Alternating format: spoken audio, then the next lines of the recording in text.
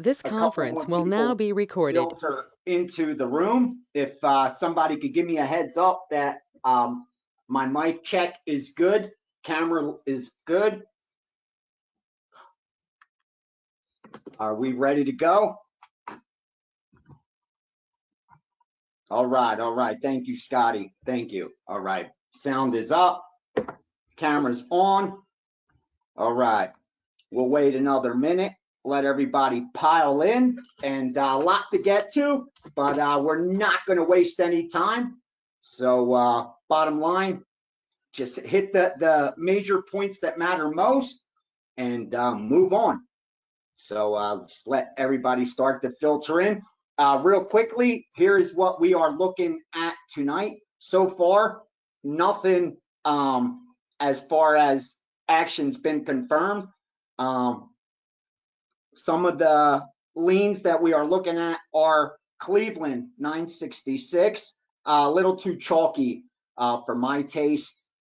Anything down the 200 maybe, but I'm not even comfortable laying that.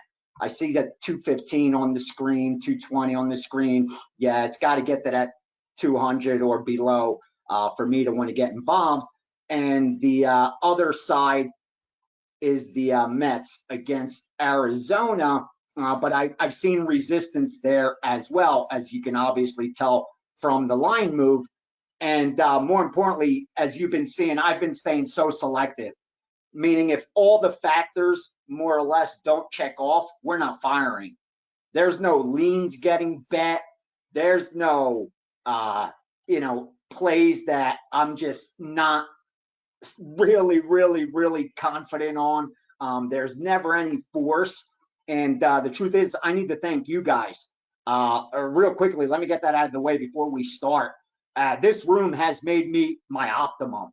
I'm more efficient and optimum than I've ever been. Number one, I'm accountable. I have to come in here every single week and rewind, where we go over the last 7 days, last 30 days, and where we stand in 2023 and whether I'm plus EV if you're following me this year. And we're going to do it over and over and over again, because my goal is to get you from here, from point A to point B, rinse, repeat, point A to point B, rinse, repeat, point A to point B, so that your bankroll continues to increase. And more importantly, that's where your bet size will continue to increase and your profit will be greater and greater and greater. We'll get to that in a bit.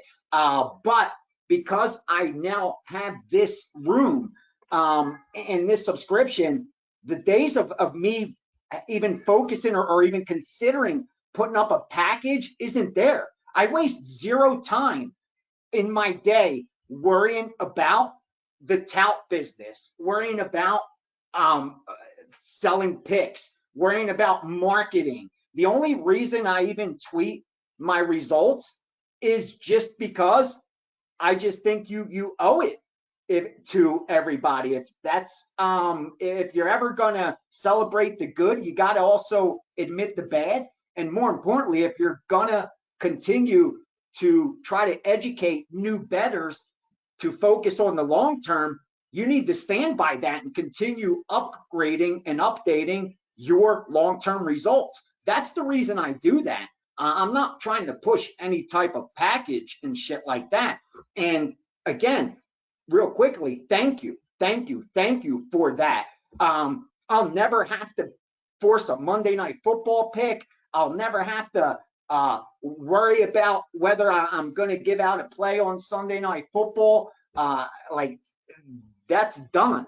That is over. And unfortunately, that's just the pick selling business. If you don't have a pick to sell, your store is closed. And as a business owner, you need your store to be open to make any kind of money. So you really can't blame these guys, myself included, because that's kind of what the industry has set up. And since the retail does what the market demands, you really can't blame them. Listen, that's what bettors are looking for. They're looking for big plays, the big Monday night game, the 5-star, the game of the year. If those things didn't sell, rest assured, nobody would be touting them. The reason people are touting them is because they sell.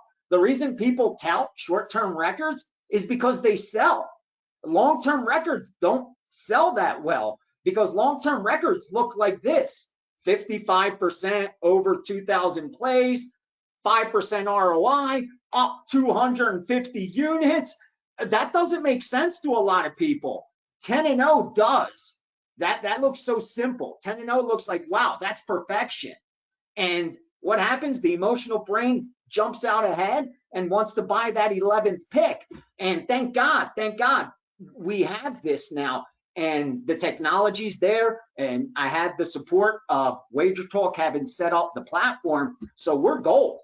Anything I send you is good. That the reason I brought this up is because I had a question yesterday when I sent out the tennis. How should I approach this? The person asked me, since they don't handicap tennis at all.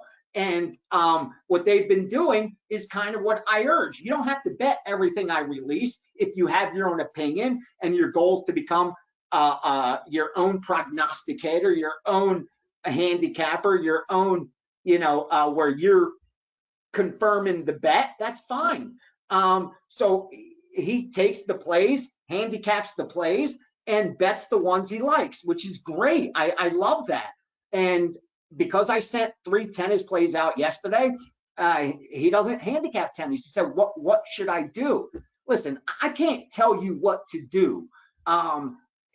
That's not my job. And please don't take that the wrong way to the gentleman that sent that message. But what I'm trying to say is, like, we're all grown. How you manage your risk or your risk tolerance is going to be different from mine. Your life situation is going to be different from mine. And like I said, compare yourself to yourself from the past, not to anyone else. But with that out of the way, what I told him is I don't handicap tennis either. I couldn't tell you who any of these players were. If I was standing next to them at the supermarket, I'd have no idea. I just bet them. But I know that the source of information that I piggyback tennis from is profitable. If you look at the results at WagerTalk, I think over the last, since I've been there 5, 6 years, whatever, I'm sure I'm 1, 2, or 3 in tennis because I know my source is profitable, and there's not that many winning tennis bettors out there. So I'm going to bet them. And sure, it was a great day. They ended up sweeping and turning the day profitable, I believe. But that's irrelevant. They could have went 0-3. And I still would have bet them today if they had a tennis play, but they didn't.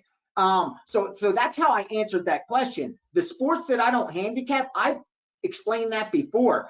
I use sources of information that I've worked with for a long time that I trust, that they're only giving me positive EV information. And the reason for that is because of the amounts of money that I'm able to get down. They're not going to use me to manipulate the market. They're not going to use me to scout sides. They're going to use me for true positions. So when they come in and they tell me 3x, 4x on original play, I'm firing, and that's a premium play to me.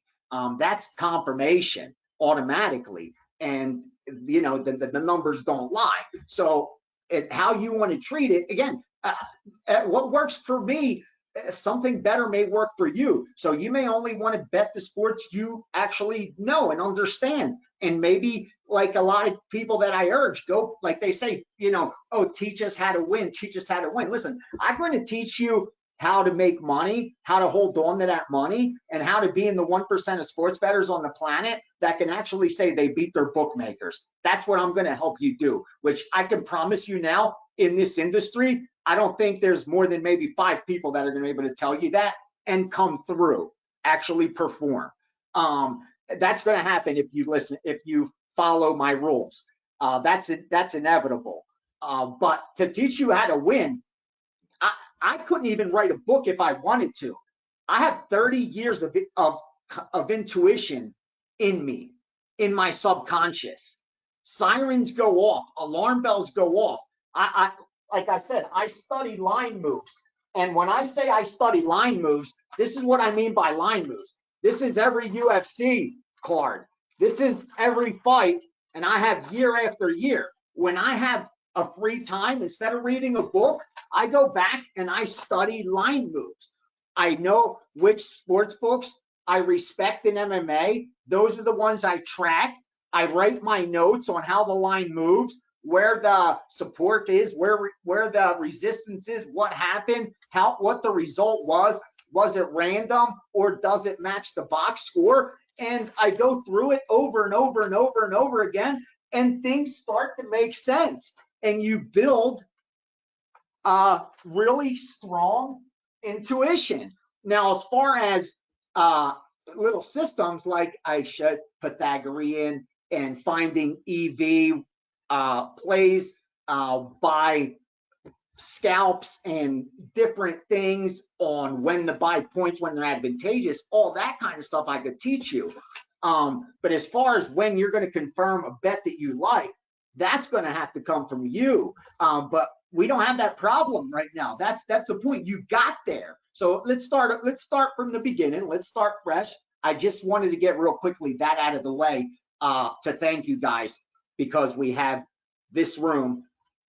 I am at my optimum, and I think our results show that. So speaking of results, that's what we do.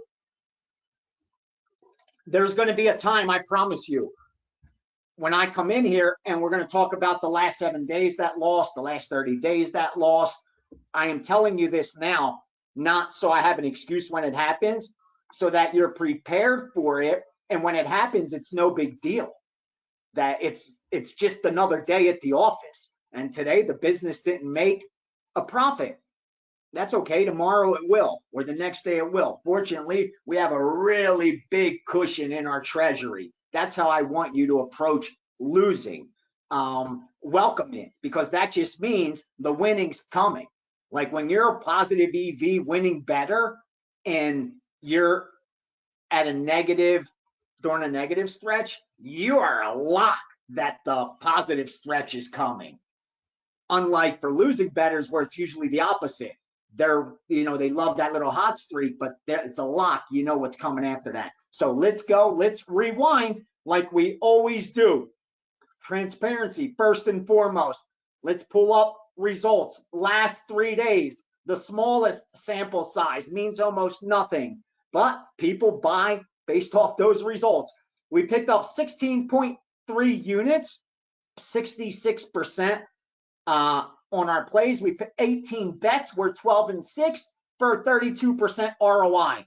What I can promise you is I cannot maintain a 32% ROI over the long term. I can also not maintain a 67% winning percentage. So the only reason I would ever tout that is to sell you a pick. That's it. There's no other reason I would ever tout that. Let's look at the last 7 days. Go a little further back, a little better, bigger sample size.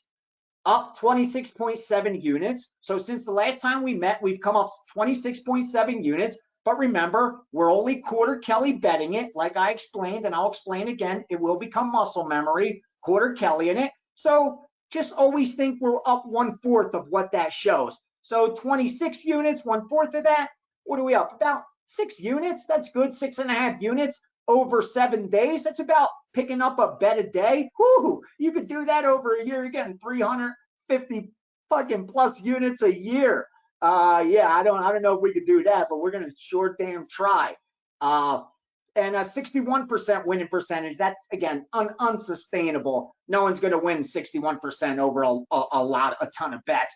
I did it over 40 bets, 24, 15, and 1. So yeah, over 40 bets, you could go 62%, you could go 70%. That's possible, but you're not maintaining that for long. Last 30 days, now we're getting more to where the law of big numbers start to matter. And beautiful, 84 units, 84.6 units up, 58%. See, the law of big numbers, we're getting closer to what I really am. I'm not as good as my hottest streak. I'm not as bad as my worst stretch. I'm somewhere in the middle. And fortunately, our middle's where that 1% is only, and that's the people that win money. Luckily, 58.3%, and that's on 200 and about 26 bets, 226 bets. Still not statistical significance, but I'd start to pay attention if someone showed me that over 220 plus bets, they went 58%, They're up 80 plus units, 12% ROI. I wouldn't expect them to continue to maintain that over and over again, but I'm starting to see a winning pattern on a bigger sample size. I'd get very excited if I was working with a source and I started seeing over 30 days, more importantly, forget the number of days, it's the number of bets, that over 226 bets were at something that's close to sustainable. Now let's go in for the year, because we're 6 months, we're through 6 months, half the year's over as a business, and we are up 272.5 units. We're 54%. Yes, that's perfect, because again, when you bet underdogs, you take a lot of plus dogs like we do in MMA, like we do in baseball, even when we take even money on some totals where they have VIG, even below 50, you could be below 50% and turn a profit. That's why they say the break even is 52.3, 52.4. That's at minus 110. So even at minus 110, 54.4% would be really good. It would show a huge edge over the sports books. But the fact we fire a lot of dogs as well, I think is why the results are where they are. We're 270, 54%, and I've released just about 1,800 bets. That's statistical significance. If a betting syndicate gave me 1,800 bets, turned in a 5% ROI, which is exactly where we are today, 5.0% ROI, went 54.4% and was up 270 units, bingo. I am working with them. I am so happy. I have a new plus EV source. That's a freaking lock. Now all I got to do is manage risk correctly, and I cannot lose money. And that's the point I need to get to next, because it's time for our calisthenics. Before I get to any questions, make sure you have a lot of questions for me today. Before we get to any questions, I'll get to our calisthenics. And what does that mean? It's time for our weekly exercises. The repetition. We're going to do our normal repetition where we practice our combinations over and over and over and over again. And what do we know? We know when we are positive EV and we have an edge, we control whether we're going to make money or not. It's up to us. The only way we don't win money when we have the edge is if we mismanage our bankroll, if we manage our risk incorrectly. That's what the books are hoping for. I've gone through 30 years, and more importantly, over the last decade, the process, and I've spent a lot of money to figure out what bet sizes work best. Maximize return, minimize losses. And this is exactly what we do. We bet 0.25% of our bankroll per 1% rating. I repeat, we bet 0.25% of our bankroll per 1% rating on each play. What does that mean? You will set aside your 1% play, 2% play, 3% play, 4% play, and 5% play amount before you start with me betting every day, before you become in doing this with us day in, day out. So I'll do it with the smallest size bankroll that I've showed an example for, because we have exact numbers. So if you, with a $5,000, say I have a $5,000 bankroll, I decide, you know what? I want to use Gianni's information and make sure I turn a profit. So to do that, I'm going to follow his exact urging on bet sizes. I send out my plays 1% to 5%. If you bet 1% to 5% of your bankroll on plays, you will go broke. We don't do that. Our goal is to profit from the information. So we bet 0.25% of each, 0.25% of 1%, 0.25% of 2%, 0.25% of 3%, of 4% and 5%, blah, blah, blah, and so on. So what we're ultimately doing, if we have a $5,000 bankroll, 0.25% of $5,000 is $25. On a 2% play would be, we don't bet 2%, we bet 0.25% of 2%. And what is that? 2% of the 0.5%, oh, excuse me, of the 5,000. Now we're at the $50. And then we go to $75 and $100 and $125. So on a $5,000 bankroll, betting 1% to 5%, you will bet $25 to $125, meaning your 4% play is $100, your 3% play is $75, your 2% play is $50. And if it's a dog, you flat bet it. If it's a favorite, you bet the win, meaning if I give you a 4% play at minus 130, since you're betting your 4% plays are $100 units, you're betting 130 to win 100. It's really that simple. If you change that, I cannot promise you're going to turn. I can't tell you your results are going to look like mine. You could lose money with winning information. And here's what you need to realize. Where this clicked for me was when I started doing advantage blackjack. And when we got our bankroll, the leader of the room, when he sat down, I was there with further negotiation with the bankroll. Okay? The bankroll's in the room. The leader of our room, the guy who put the team together, is in our room. I'm in the room. The bankroll tells him, this is the percentage I want to put up the bankroll. You know, here's the question my guy poses. The only question he tells them: what are you comfortable with as a risk of ruin? The guy said, what are you talking about?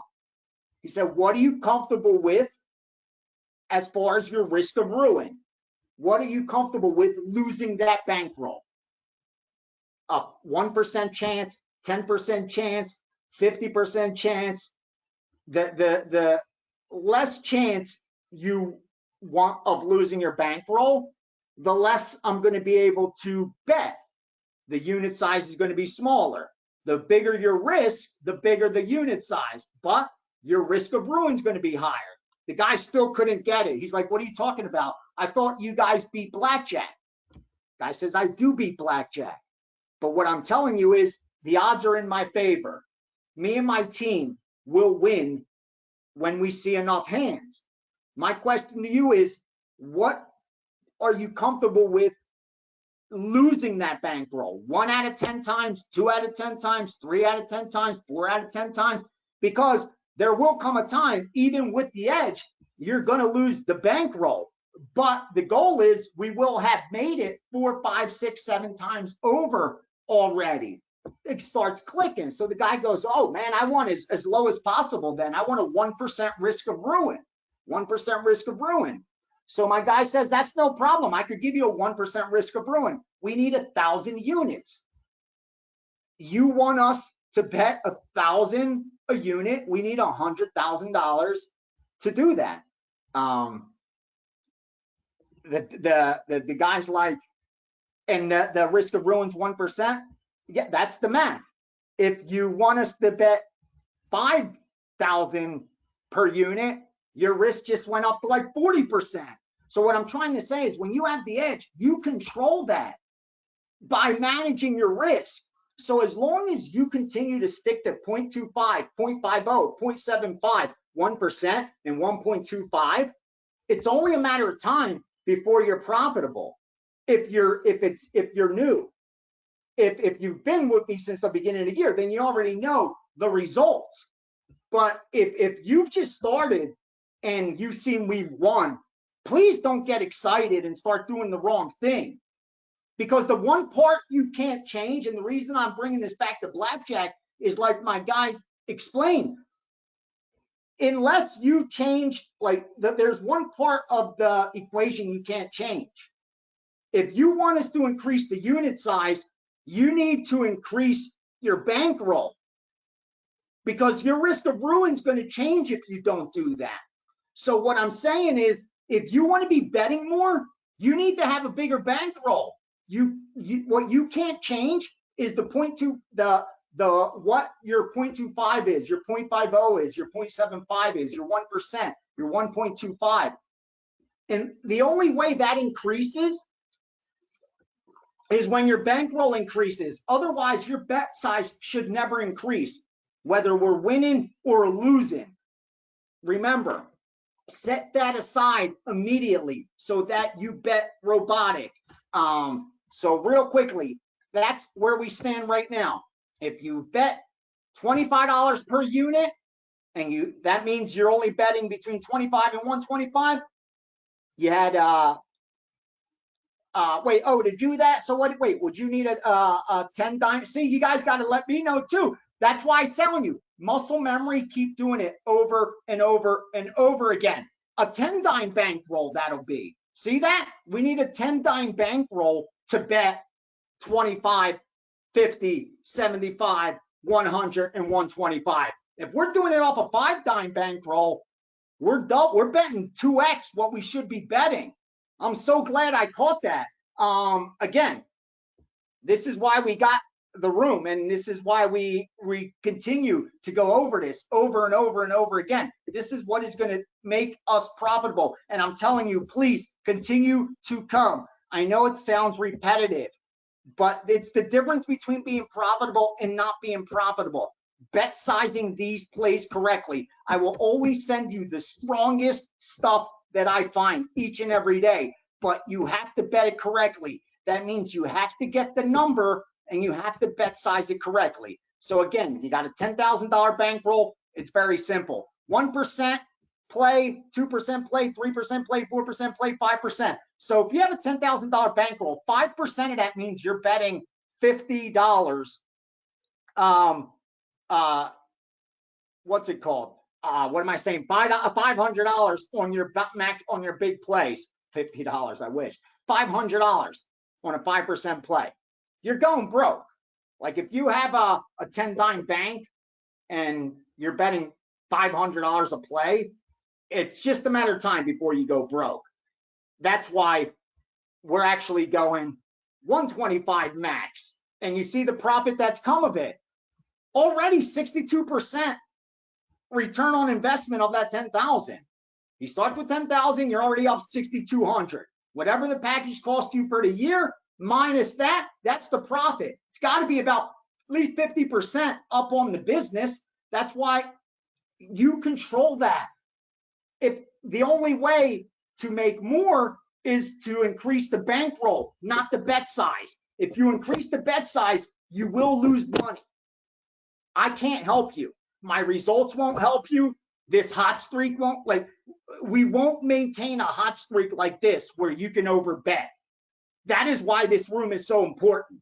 I need to keep reminding you of this, because when you see hot streak easy, it looks easy. We pick up 30 units in a week. It looks easy. We're going to do that next week and the week after. And I'm continuing to tell you, unsustainable. What is sustainable is how we're going. Up, a little down, a little choppy, up, a little choppy, up, oh, down for a little. Oh, look, before you know it, you look back, you're up 250 fucking units, 270 now. 270, we're up just 240 3 days ago. That's how it comes that quickly. But it could also go down. We could have a bad weekend like we did last Saturday or the Saturday before. That's going to happen. That's why I'm telling you, this is the most important part. All the rest is nonsense because I have winning information. All the rest doesn't matter. The only thing that matters is that you bet the right numbers and that you bet size correctly. So if you have a $10,000 bankroll, you're betting 25, 50, 75, 100, and 125. If you have a $25,000 bankroll, you're betting 100, 200, 300, 400, and 500. The most you're ever betting with a $25,000 bankroll is $500. Hot streak, cold streak, it's not going to matter. What's going to matter is when the dust settles, your profit. And next year you do it again. Because right now, if you started with 25,000, you're already up for the year. If you started, because we start not with 5, we did it with 10, so it's 5 times the 10. With 50,000, you're up 27,250. Again, over 50% increase on the bankroll. So next year, we still have 6 months. The best 6 months, I believe, are ahead. It's not a lock, but I feel very confident, and seeing how we're doing, we should only do better, especially with what's coming up ahead. With that said, if you treat it like a business, which is what I keep urging you, and that means when you win, don't take money out of this, don't pay for shit out of this. This is just for your investment. If you are using your bankroll to pay your bills, to treat your girl, to pay your stuff, to entertain because you won this week, you're not going to get there.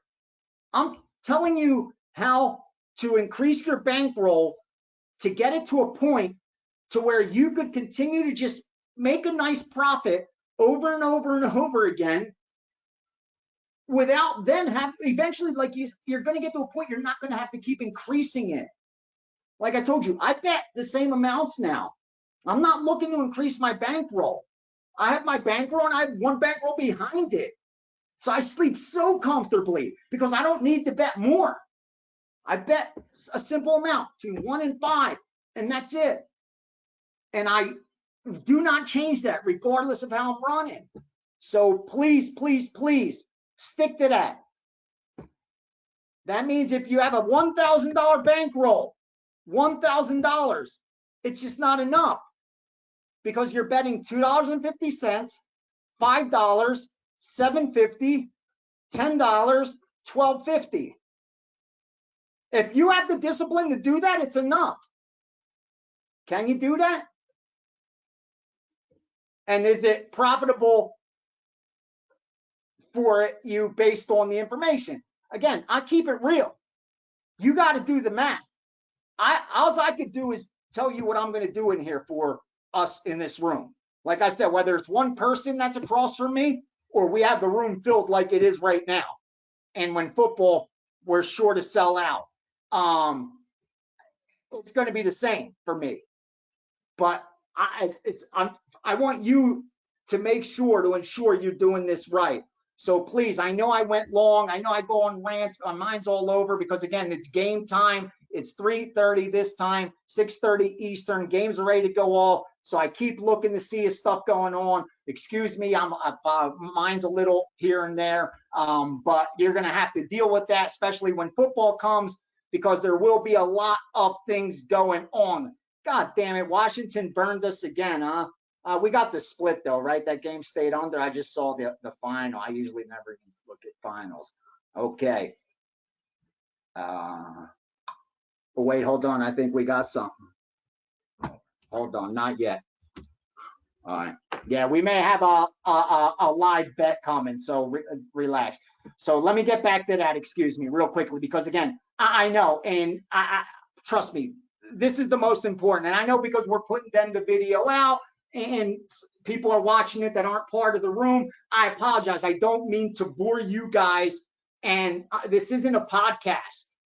This is a live chat room where the people in this room are here for one goal, and that's to make money off the information that we have access to and bet size it correctly. So forgive me if it's not coming like a outlined podcast.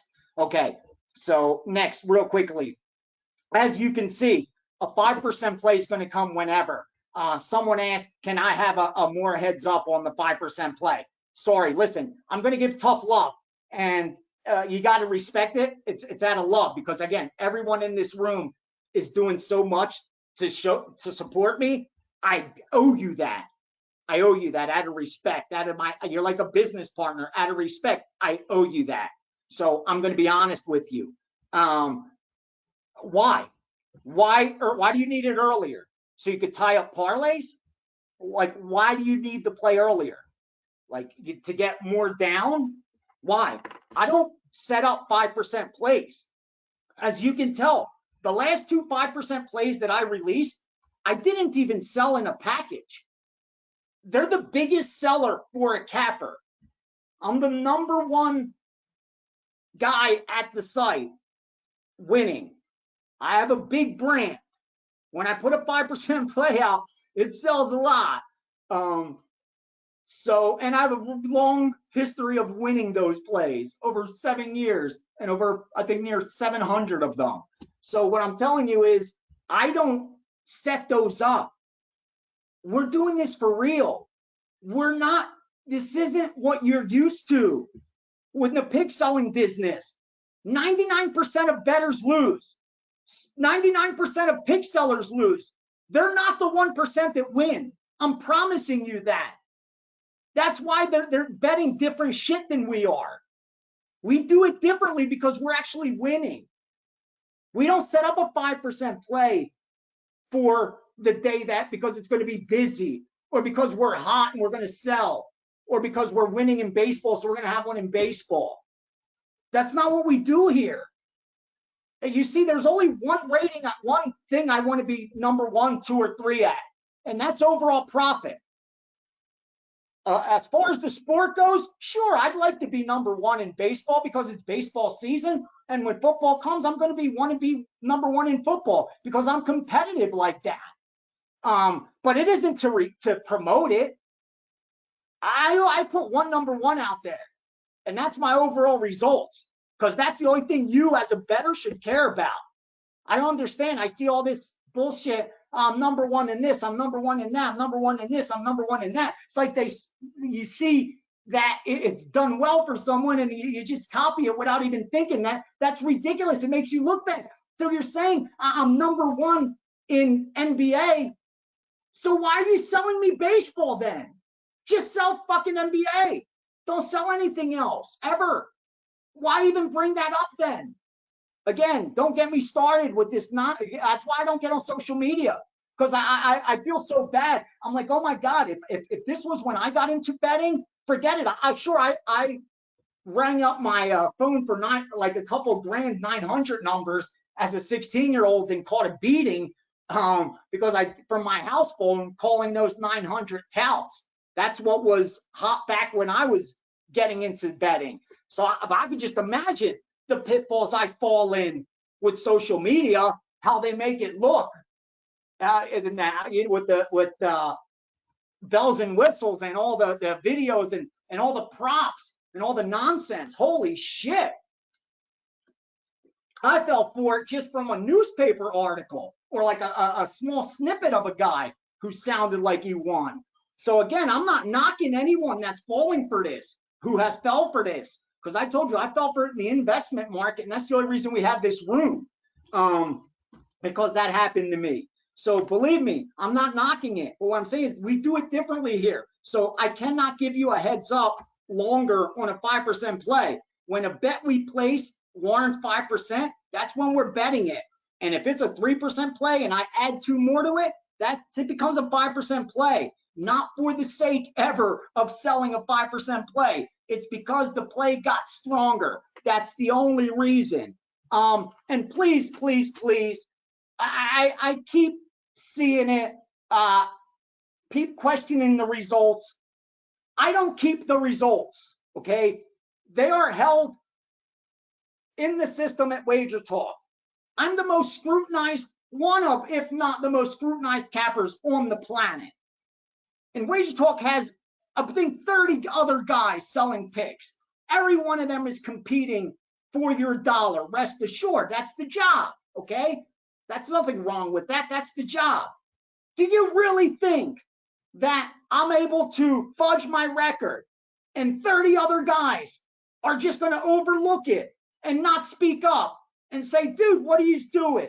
Every play that I send out is posted on the site when it goes off. Every single one is documented when it goes off.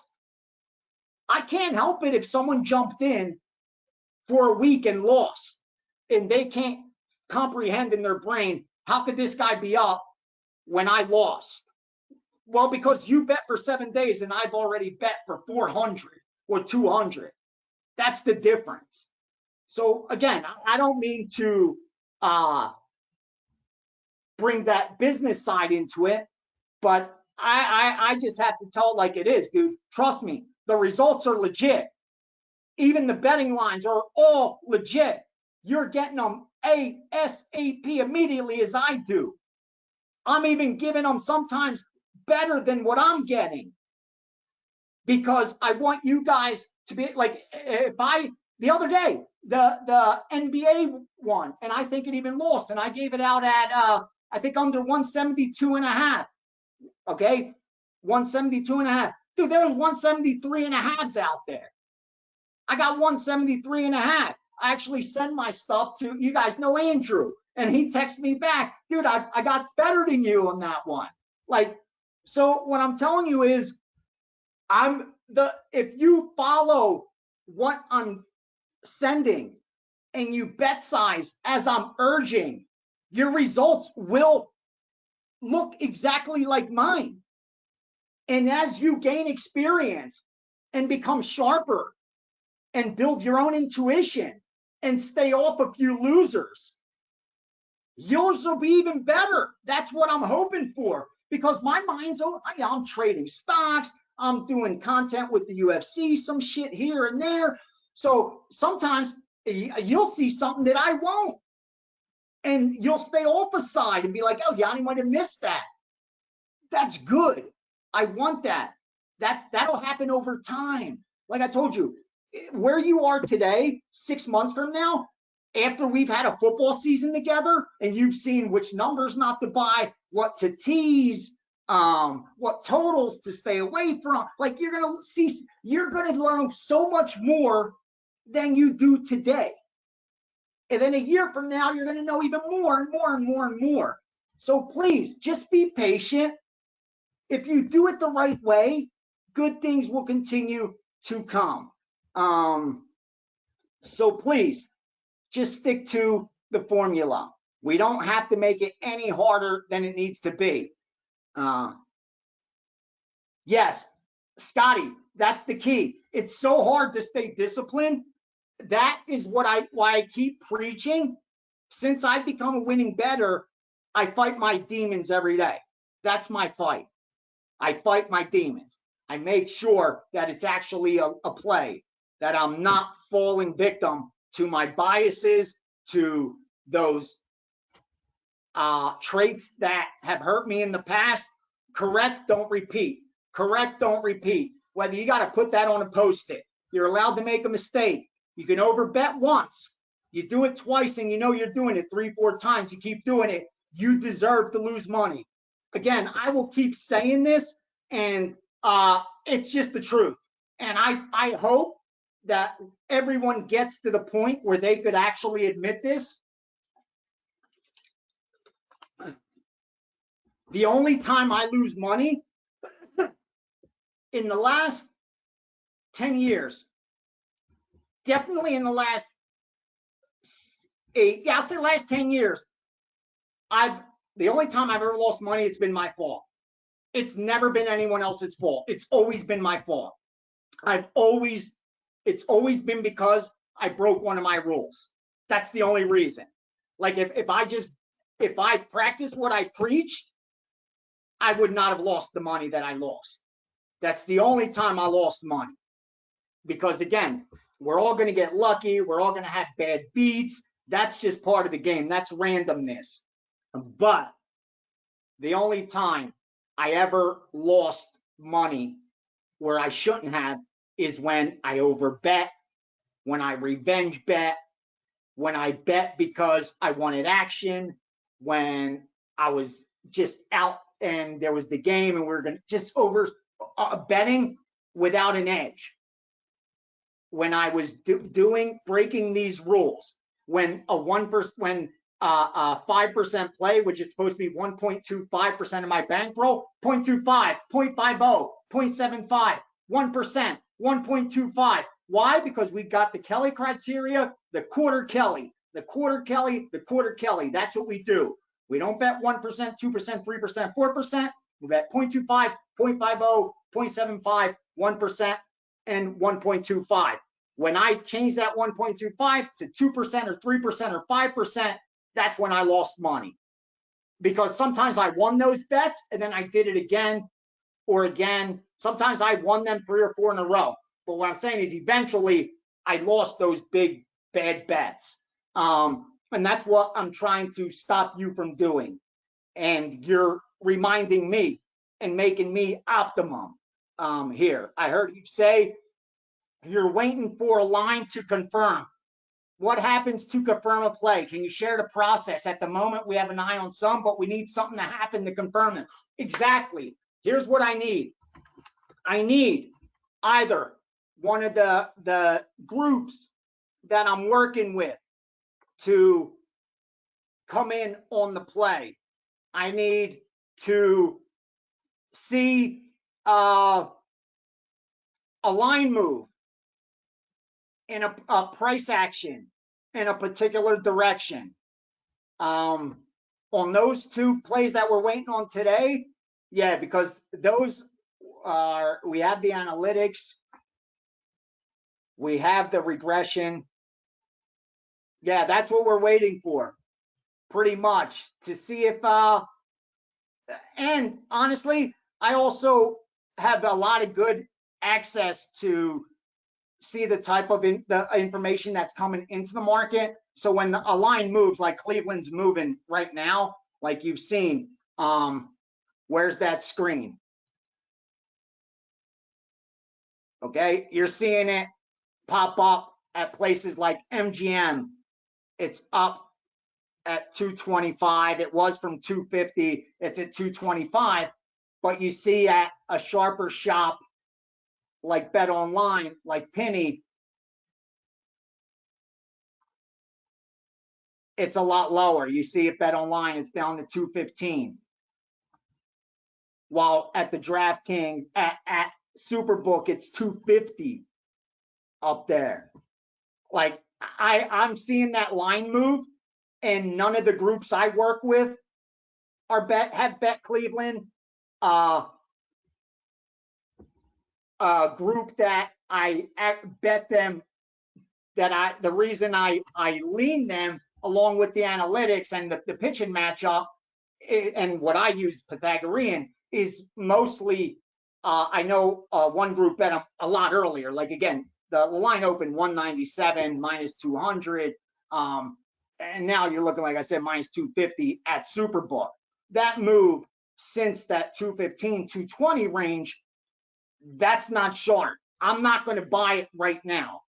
Like the only way I could get involved on Cleveland, since I didn't get down at an early number, would be if I could confirm that that late price action was a reflection of sharp money, because then I think there probably would still be some margin.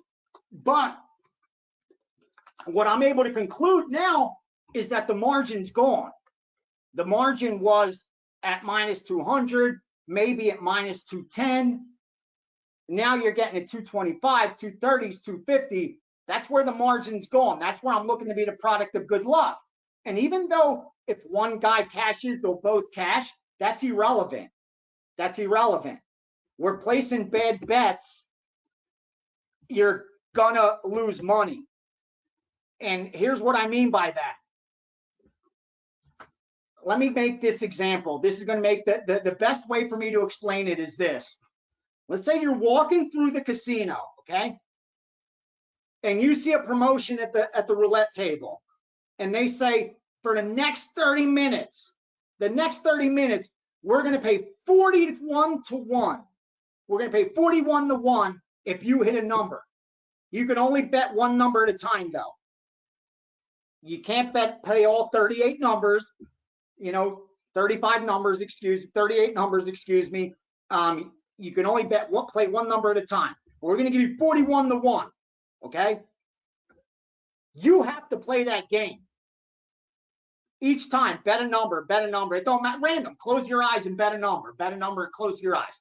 Because you're getting 41 to 1, and there's probably, what, 38 numbers on there? If there's a double zero, there's less than 41. Definitely. There's no casino that has that bad of a roulette wheel. Even if they have 0 and double zero.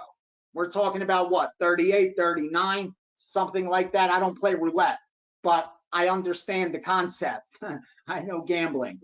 So what I'm telling you is you're probably going to lose money. Chances are you won't hit a number. Like if they only give you 30 minutes and they spin and they take a while. It's not like each spin, it's not like dealing blackjack, where in 30 minutes I could play 100 hands. So if they give me that kind of edge, shit, I have a good shot. But at roulette, it's slow. It's a slow game. So in 30 minutes, how many spins are you going to get? 10? 15? Okay? You're going to get 15 shots. You're probably going to lose money. But you placed great bets every single time. You're going to have to start to understand that concept. You're going to have to try to grasp that concept. That the fact that you win or lose isn't the decider of placing a good bet. The decider of placing a good bet are things like closing line value, what you can measure. Pretty much it, to be honest with you. You know what I mean? What else really is there to measure other than long-term results after a big sample size? You have closing line value in the short term, and you have a big sample size in the long term. That's pretty much all you have. You don't have anything else in between. So you have to be able to trust that process, that as long as you're placing good bets, you're going to do just fine. If you're placing bad bets, in the short term, you could win money. Sure, like I said, someone is hitting right now, and they're only getting 35 to 1. A terrible bet, and they are winning. Someone just hit a roulette number and placed a terrible bet. If he stays there and does it over and over, he will lose. So since you guys are going to continue betting and we're going to keep betting, let's just do it right. So we wait for some strong confirmations. We have good solid sources of information. And as far as the handicapping goes, I do most of that during the day.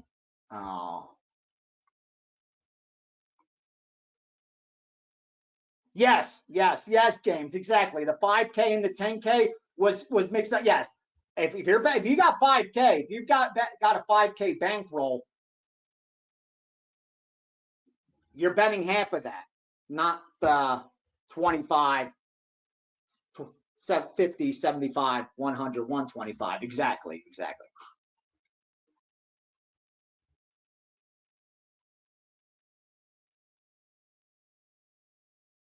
Okay, we're having issues. I'm hearing. Let's try this. Let me. Okay, well, I got a question from a couple weeks ago. Okay, this is the gentleman who was betting 50 a unit and mentioned to increase to 60. His bankroll is actually now over 30 at the start of June. Do you think I'm being a little too conservative with the bankroll I have? No, you're not. No. I know it feels like, wow, I'm leaving money on the table right now when we're running hot. That's not the case. Every single play has the same edge based on the rating, Mario. The only difference is that sometimes in the short term, you're running really hot, and sometimes in the short term, you're running really cold, and other times it's a mix. You can't really predict it. That's why as long as you stay consistent, it won't matter. But if you try to guess, is this when I'm going to stay hot? That's when you could really get into trouble. That's why I say it's the hardest thing to stay disciplined. When you're the hardest thing to do, other than stay disciplined when you're running cold and not chase, is to stay disciplined when you're running hot and not double up. Trust me on that. I've been there. And where you're feeling like, dude, I should be making more money. That's not the case. We need time in the market. We're not timing the market. We can't do that. I can't do that. You can't do that. None of us can time it and tell exactly how long we're going to stay being able to stay like outperform the betting market. There will be times where it's harder, times where it's easier, and we can't predict that. So instead, we depend on time in the market.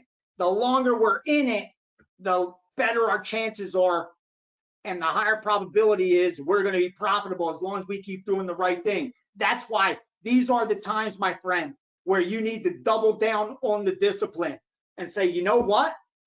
By staying disciplined right now, the only thing that can happen actually is good, because I could add more money.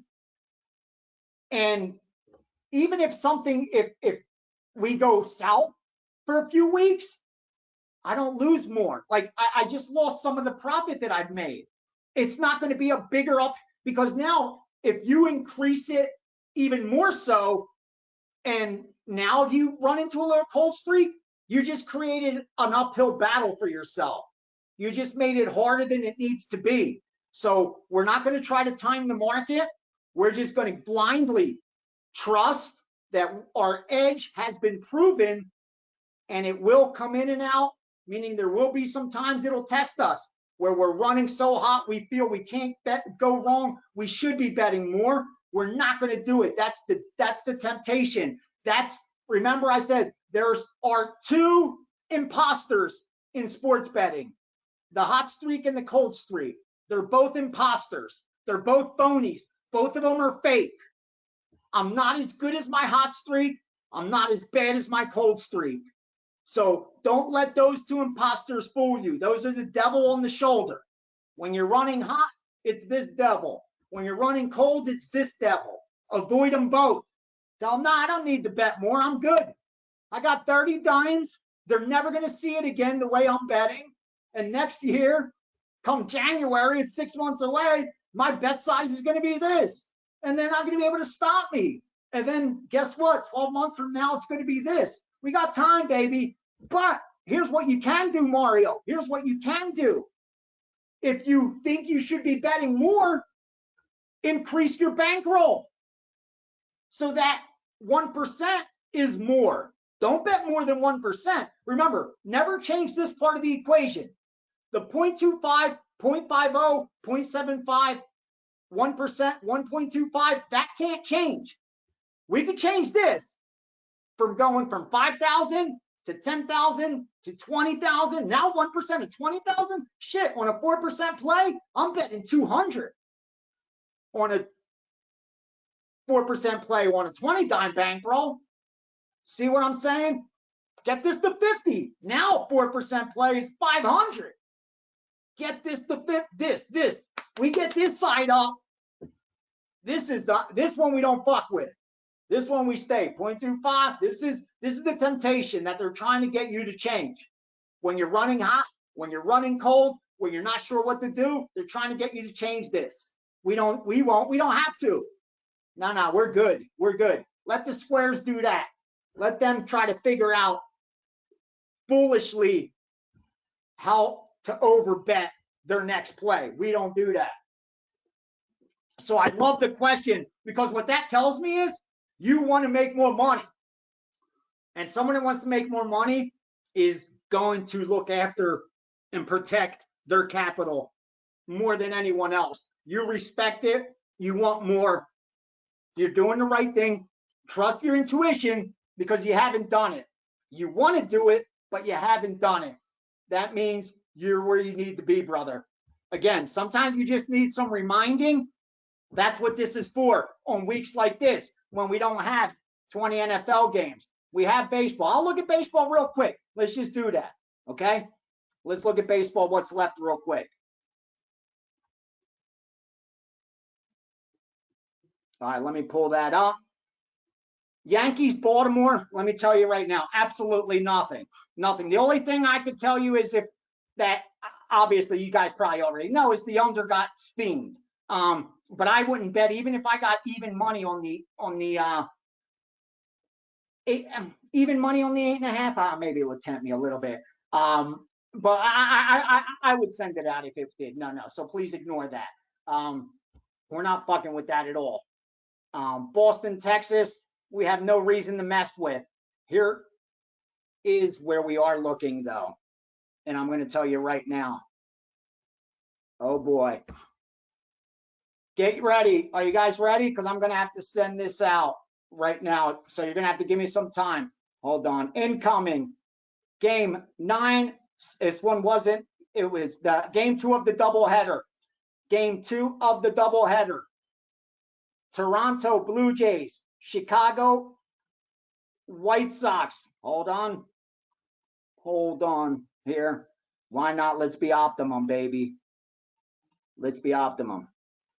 All right.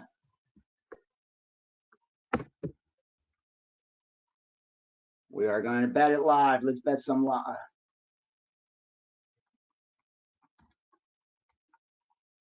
Let's bet some live.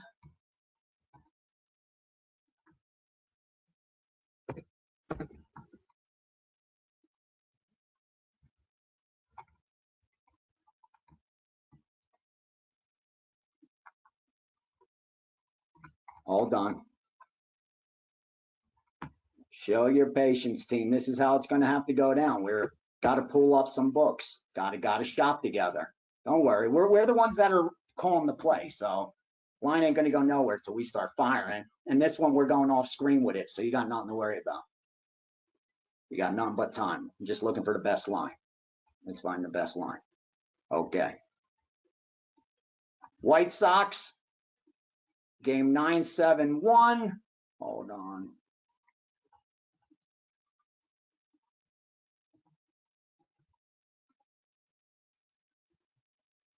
No, we don't want that.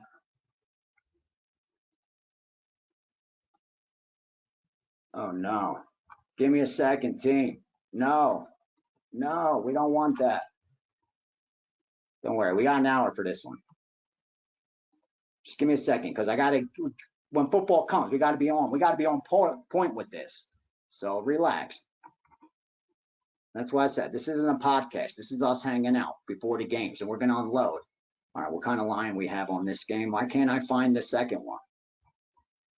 White Sox. Oh, fuck.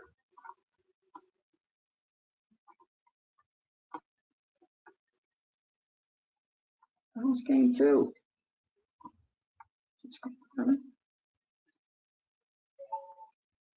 All right, there it is. Jays, Whites. Okay, he's got over 1. Okay, ready? We're going to go over 109. 4% play. 4% play over 9.5. Over 9.5. We will go, I'll send it out at -115. Over 9.5, -115. And give him a dime too.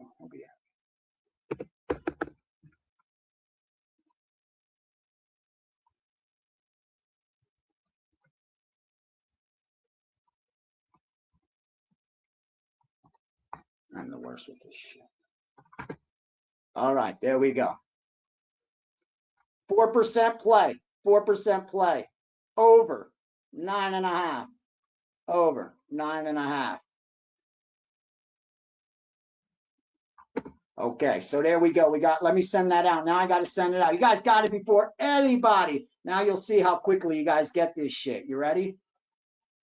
Ready for this? I'm not even typing it yet. Hold on.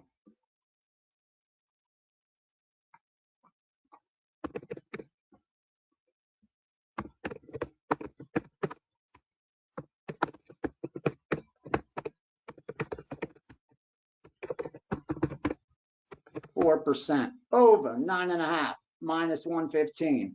Boom. Here it comes. Here it comes.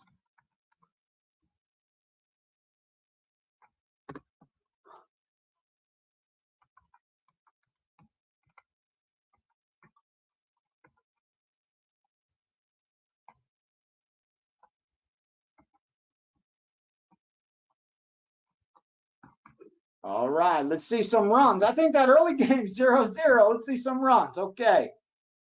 All right.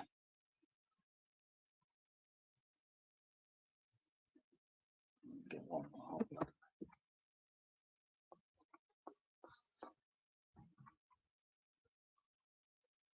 Give me 1 sec. 1 sec. 1 sec. I just got to hit one more. What it? It's because he's got a bad. He got minus 105 to the over. I got it. I can't leave that alone. Yeah, he's way off. He's juiced to the wrong side. I got to hit it. It's just. Really? We're going to pull that bullshit. Come on.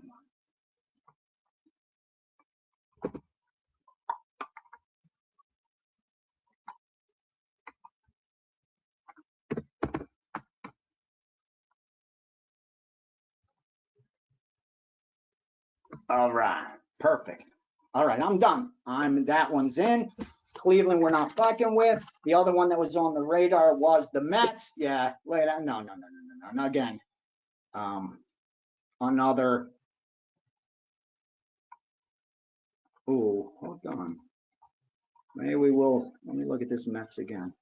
Look a little closer at this Mets side. Hold on. No. So I got to look at this price action. Trust me, this will be worth it for you guys if we fire. Baltimore, yeah. See, is that game off? Yeah, I would have took Baltimore already. No, their favorite. No, I thought Baltimore. No, nothing higher than 105. Even money, I'd bet them. If the Yankees went to favorite, they wouldn't. That's why that wasn't on the card. Okay, we're good. We are good. I don't see anything else. Okay, all right, we get back to the chat. We'll get another 10, 20 minutes and we'll wrap this up. Again, the key is 0.25, 0.50, 0.75, 1%, 1.25 of bankroll. We set that aside before and we just follow it. We continue when we pass a year or increase or decrease our bankroll by 50%, we check it in again. All right, next. Is it possible to know my bankroll? Well, again, I tell you what I bet. I bet between 1 and 5, at 1 dime to 5 dime. I don't bet. Once in a while, I've stepped out. You've seen that on a big MMA play. That's twice a year type thing. I don't urge that to you guys unless years from now, whatever, or hopefully never.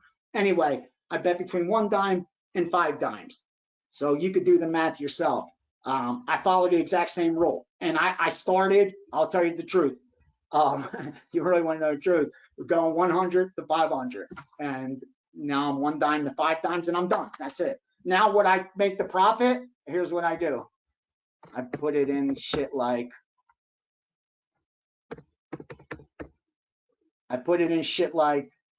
Masterworks. That's what I do. I put it in shit like this. Here, ready? This is what I do. This year I've been putting money I made, I've been putting it in art. The extra from sports. Because I have stocks and shit too, but this has been doing really good for me. As far as like a savings account, that because with stocks you got to be there, you got to be trading. And with this, if anyone's going to ever get involved, make sure you let me know. I'll hook you up with a little link so we both get a little bonus maybe. I think you get like, I don't even think they give anything, but I think you cut the line, and because there's like a waiting list. I don't think they give us anything. I'm just fucking with you. If they do, that would be great. But in all truth, what I trade with TD Ameritrade and the interactive brokers and stuff that I work with, it's hands-on. With this, it isn't. This is like, okay, had a great month. There's this left over. Put that into Masterworks. That's kind of what I've been doing. And like I said, my pillar has been the same. I do stock, art, sports, and now looking at real estate. And everything started with sports, to be honest with you. And the truth is, because sports gives you the most volume. Like it was easy once I had the discipline. And you guys saw over the last 7 years, before this year, the volume that I was doing. That was to get to this point. I knew we had an edge. I had gotten to the discipline where I was able to do it. But what I realized is none of my subscribers were able to follow that. They hadn't acquired the discipline or the bankroll. So I got to where I am right now and got my bankroll to where I could bet what I'm comfortable with betting. And it's the same every day. It doesn't change. Next year, it'll be the same and the same and the same. No, maybe 5 years from now, if I'm still doing it, I'll look to increase because other investments will be, I won't need to do other shit. Who knows what the future brings. But that's my goal for all of you guys, to just use this as a vehicle for investment, not as a fan, not as entertainment. Not, dude, you want to get a hobby, do something that's enjoyable. Like have at it, have fun. Don't do this for fun. Like do this to make money. That's how I look at it. Do I know how often we can expect to turn over a whole bankroll? What we get down, but I wonder how often we might get the bankroll down. I'll tell you this, I have no idea. Zero. I try to roll it over as many times as possible. That's my goal. I really could, I couldn't tell you from 1 month to the next how we're going to do, let alone 1 year from the next, like over a year, how many times. Each year's different. Each sport's different. Markets are evolving. Sometimes the market's easier. Sometimes it's harder. That's just how it goes. That's why I say it's consistency is what wins. There's no timing it. There's no deterministic, like you can't think deterministically. I'm going to double my bankroll. I'm going to triple my bankroll. I'm going to quadruple my bankroll this year. You're going to lose money. You got to take what the market gives you. Be grateful it's giving you anything, because most people it's taken from them, and be grateful with that. That's what I've learned. And thank God my life's improved, exponentially. Once I got that mindset that the market doesn't owe me anything. I cannot think deterministically. Just because I have access to winning information doesn't mean I deserve to win. I still have to do all the right things all the time. I'm not special. I know how few people are able to beat these guys. So I am not special. I lost enough money to where I started correcting instead of repeating. And my goal is to help others to correct sooner than I did. That's it. I never want to mislead. And as hyped as I am, and as confident as I am that the next 6 months will be better than the last 6 months, I don't know that. You know what I mean? I'm working as hard as I can to make sure that happens. But I don't know that. Truth be told, if the year ended tomorrow and we were just up this 270 units, it would be one hell of a year. We'd have gotten over 50% of our bankroll in 12 months. I don't know too many investments that could do that. Again, I know right now the banks are bragging that if you tie up your shit for 2 or 3 years, you can get a couple percentage points. So again, you got to be realistic and understand how the world works, and it just doesn't work to the moon. It takes a lot of patience and time, and we have nothing but that. The point is, the key is, when are you going to start? Because we've wasted, obviously, enough. All of us have wasted enough time already, or we'd already been paid, right? So when are we going to start always doing the right thing? Let's just do it, and good things will happen. So just to answer that question, and I say it out of love, I have no clue how many times we'll roll over a bankroll, or if we'll even roll over our bankroll. I don't think deterministically. I take what the market gives me. Luckily, it gives me a lot. It's given me a lot, and I hope it continues to give me a lot. And as long as you approach it the same way, I'm sure it'll do the same for each and every one of you. But please, please, please don't think deterministically, because it does not owe you anything. Again, you know how many people win betting. You know how many people win. So it doesn't owe us shit. We have to earn it, every single penny of it. Yeah, great question. Great question. Someone asked, I know we should increase or decrease our bankroll at the end of our bank size at the end of the year when we're up or down 50%. What if I could add money to my bankroll from another source? Yes, yes, you're doing exactly what I said. You're changing this part of the equation, not this one. You're still doing 0.25, 0.50, 0.75, 1%, 1.25. Now it's just more. 1% of 20,000 is more than 1% of 5,000. See, the goal is to get this up. Now, I'm helping you do that every year over and over again. But any way you could add to that, absolutely. Like I told you, I drove a cab, I served liquor, and I even had a real estate license when real estate was hot, because friends of mine were buying properties. So I was doing anything I could to increase my bankroll. And for me, it was still learning. So I was paying for my education at that point. I wasn't even doing this with it.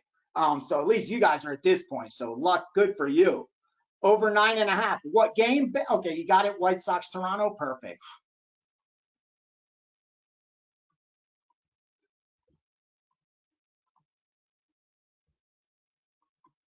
Okay.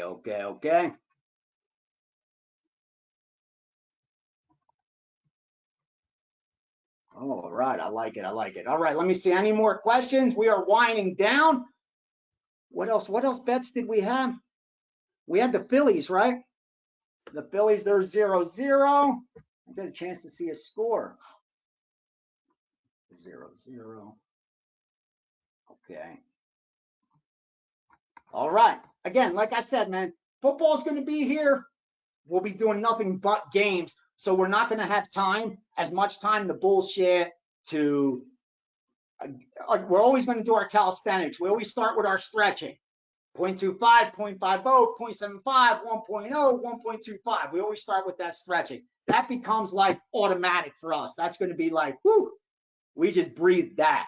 That's going to be like when you count cards, all you see is the count. I used to drive, and the license plate in front of me, I swear, it would be like K, Q, 2, and I'd be like -1. Shit, okay. Like I would be counting while the license plate. Like it just becomes second nature. So I love you guys. Let me scroll through again if you have any questions. Oh, have I ever seen a game was fixed? How could I answer that best and honestly?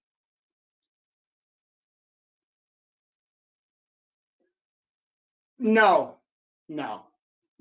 I didn't. And I'm actually here, hold on one second. I'm going to show you something.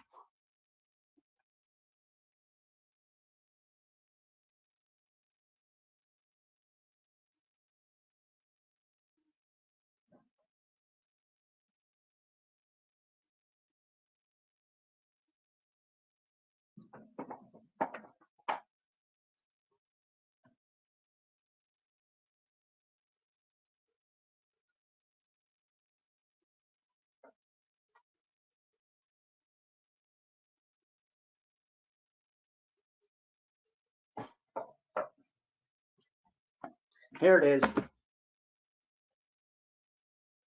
Actually was interviewed for this book. If you look in the glossary, isn't that what it's called? Like you'll see Vegas Runner in here, I think. Because it was for that exact question. And it had to do back with NBA stuff. And here's the truth. I can tell you. I never knew beforehand of any, like, this game is fixed. I have been in a room that has received inside information like that isn't factored into the betting line, that no one else knew. That I've been privy to where a call comes in like the quarterback is sick. Like this guy threw up in the locker room 3 times, but he's going to suit up. That actually had happened. I'm going back 20 plus years. I wasn't even in this state when it happened, but that's a true story. Stuff like that I've been around, where you've picked some information that hasn't been factored into the price. Injury, a player not starting, that's not going to be sent out on the wire. Yeah, I've heard that before. Yeah.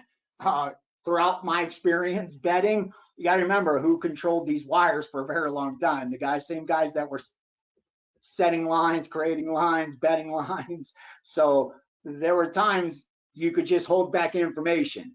You know what I mean? Like, oh, Michael Jordan's not going to play tonight. Let's not send that out for another 15 minutes and let the guys unload anti-Chicago Bulls. And then, of course, goes out on the wire. Michael Jordan's not playing, and the line moves 7 points. I've seen that back in the day multiple times. I've seen that. I've seen it with weather. You know what I mean? But never like, oh, these guys are that game, they're throwing it. Never. That I know of. I'm sure it's happened. And in fact, in this book, there's documentation that it's happened. But it's never like that. I don't know anyone like that. Like the Buffalo KC Division Championship. No, here's the thing. I know some people hear me out. Please hear me out. When I was there too, where I was like, this shit's fixed, this shit's rigged, especially when it landed near the number, when I first started betting. And oh, how come it's always the last minute that the Monday Night Football total is on the line or the side, or there's a bet. Honestly, here's what I've learned. The law of big numbers. It's randomness. Over enough games, it's going to happen. What did it happen to Atlanta in the Super Bowl against the New England Patriots? We've had how many 50 plus Super Bowls? How many times has that happened? But it will happen. That doesn't make it fixed that they gave up a 24-point lead, 27-point lead, whatever it is. That's what I'm trying to explain. Those occurrences, that's randomness. Like that does just happen. A game will get lost by a team up a touchdown, fumbling for no reason, and a team running it back. You have 10,000 games. That's going to happen. Like that's just randomness. And it sticks out. We remember it. But here's what you really need to never forget. The average closing line in the NFL is 10 points from the final score. If whoever they are, rigged it and knew the outcomes of the games, they would be a lot better than 10 points off the final score on average. They would be a lot closer. Their guess would be a lot closer. Like we know that the NFL is the sport they'll take the most action in. And even there, the closing line is 10 points off on average.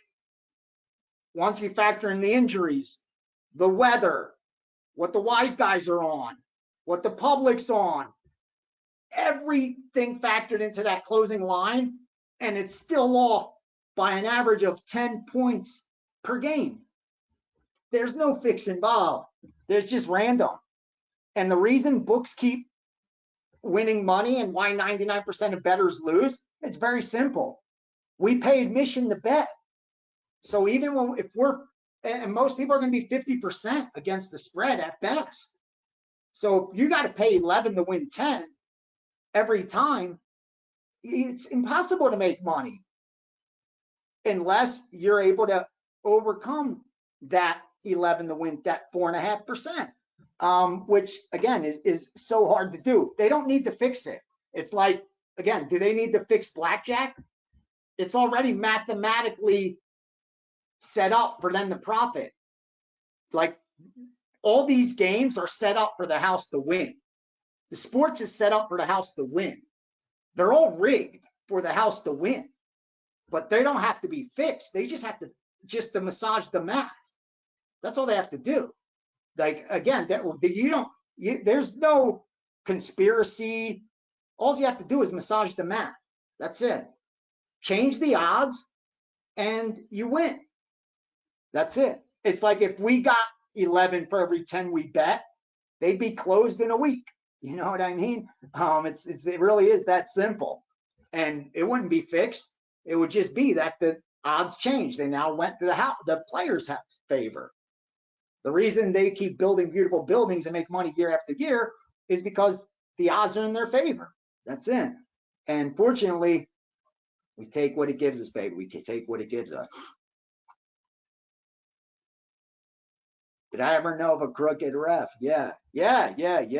Definitely knew crooked ref. All right. Especially back in the day, right? Okay. Before we go, I want to thank you guys again for making it here. I know it's repetitive. Again, I can only answer the questions you ask. So bring it. I am an open book. I will answer anything and everything. So it's on you to engage, and I could do what I can to help. Otherwise, we will always do our weekly exercises. We will cover any topics that are important. We'll bet live, obviously, when we have shit to cover. And let me just look. I had some notes. That's why. Okay, yeah, that don't matter. That's it. We're good. We're good till next week. So you guys have a good one. Make some money. I will be at the UFC Expo tomorrow. Just hanging out. If you're there, make sure. Benny, thank you, sir. Thank you. And thank you for getting questions. And yeah, please get them going. Don't be shy, guys. There's no stupid question. There's just the stupidity of not to ask it. That's all I do is ask questions, man. So please don't ever worry about that. NFL is going to be a blast. And it's going to be college football going on at that time, NBA, NHL, baseball playoffs. Do you know how many markets we're going to be betting into? That's what I'm saying, dude. Let my awkwardness work itself out over these slow times and my nervous ticks. Let me work that shit out here. And I know people are like, we are a little unstructured. That's fine. That we're not here to create a podcast. We're here to make some money in this room. So we'll be back next week. And as we get closer and closer to football, rest assured, we'll be firing live more and more. So again, make sure you say what's up at the UFC Expo. I will be sending more UFC. You already have a bunch of plays in there already. I think 1, 2, 3, 4. Oh yeah, 1, 2, 3, 4, 5, 6. Yeah, you already have 6 plays, and I could already tell you we're going to be on a couple more here. I'll tell you, since you guys are here, before I sign off, here's what I'm going to tell you what we're already going to be on, in case you guys want to look ahead and handicap them yourselves. Let me start at the top, work my way down. I'm still holding off. We may take a small bet on Robbie Lawler, like a 2% play on Robbie Lawler, a small play. We're going to have we will have a small play on Gomes. That may actually go out tonight or tomorrow. I'm just waiting on, there was something with the weigh-in that I wanted to see. So that's why I wasn't 100%, but I'm like 90 plus. We will be on Gomes. I like Prantino. I thought there was some value against Petrino at a 2-to-1 dog, and Andrew actually bet him this morning. So that's confirmed sharp side for sure. And what else? Yeah, that's pretty much it. Okay. So yeah, like I said, that's going to do it for this week. Thank you guys for all your support. Stick to the program. Bet size the same. Hopefully over the next 7 days, we come out ahead. If we don't, you don't lose your money. We're holding on to theirs, but remember, it's yours while you're holding it. So protect it, and make them fight for every freaking penny. Don't give it to them. Make them have to scratch for it, and you'll just be fine. Love you guys. Thanks for the support. We'll be back next week. Have a good one.